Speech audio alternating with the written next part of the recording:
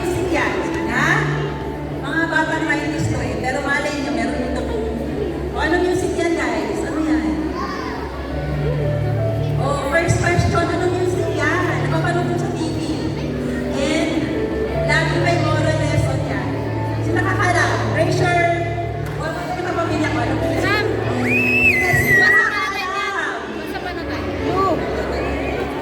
Mga mami sa paribahasan ko. Yeah.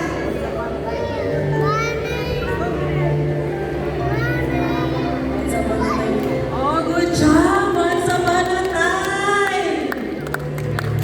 Mga mami, try nyo balikan yung mga kwento ng Once upon a time. Try nyo nang papanood sa mga anak ko kasi maraming moral lessons yun. Anong pace si Kuya? Anong pace ka? Anong pace si Kuya, mga mami?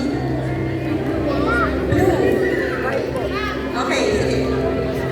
Ayan, pakitanda na, phase 5. Online question number 1. So, eto na, magsisimula na tayo. Ready na? Hello? Hello? Okay, ang hindi tumingin sa harap, di mananalo ng prizes mamaya. Gusto niyo ba ng prizes? Ito na, magsisimula na ako.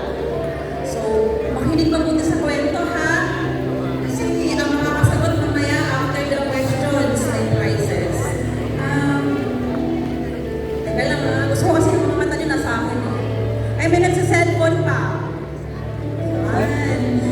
Cellphone, huwag mo na makipag-usap sa katabi. Yung mga nakakalo, makitanggal nga yung halo. Ito para makita mo yung mga Facebook yan. Okay. Okay, ready? Ready? Hello? Ito na. Mabuti. Okay. Noong unang panahon, may isang batang lalaki nagpunta sa kanyang lolo. Tingin sa picture ha. Okay. Ang batang ito ay nagpapasyon sa kanyang lolo para makipaglaro. Okay? Isang araw, hello?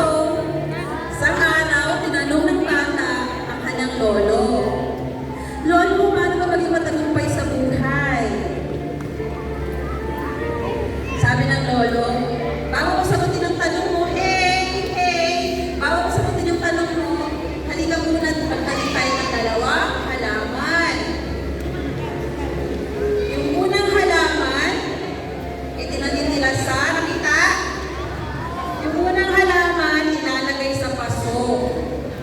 Tapos, ilalagay sa loob ng bahay. Nakita ba? O, ito. Ayan. So, unang halaman,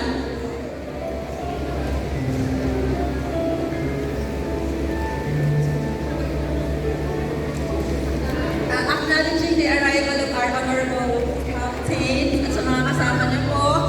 Tuloy ko lang po yung kwento Ayan, welcome po and thank you so much for coming.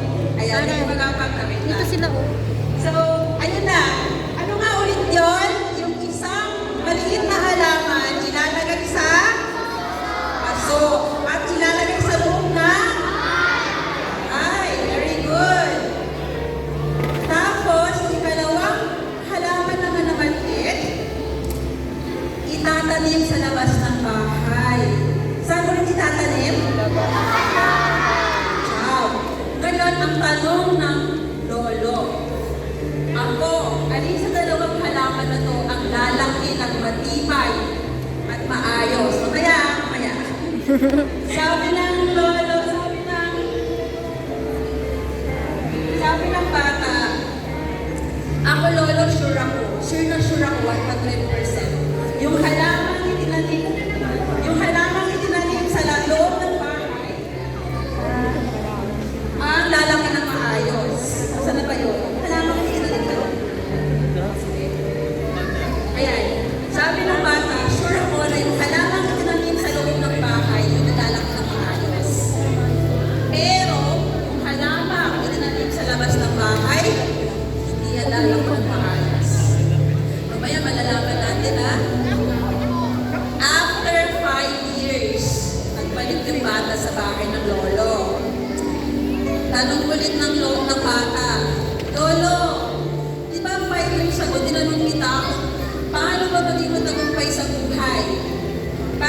sagot ng lolo yung tanong.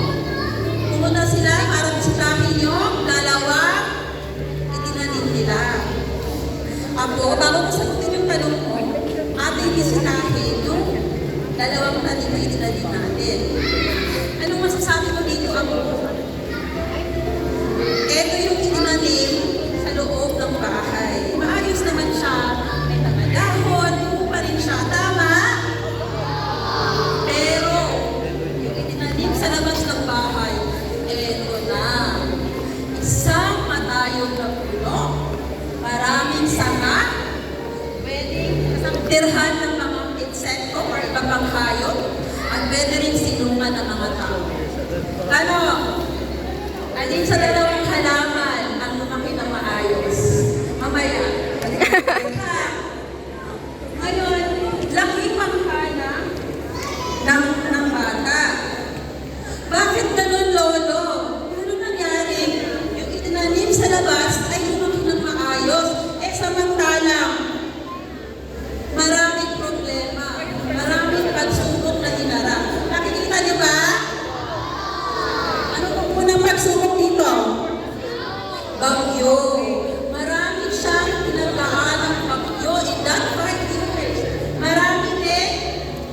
Sino nakasagot? Underulan, malakas na hangin, maging mga hayop.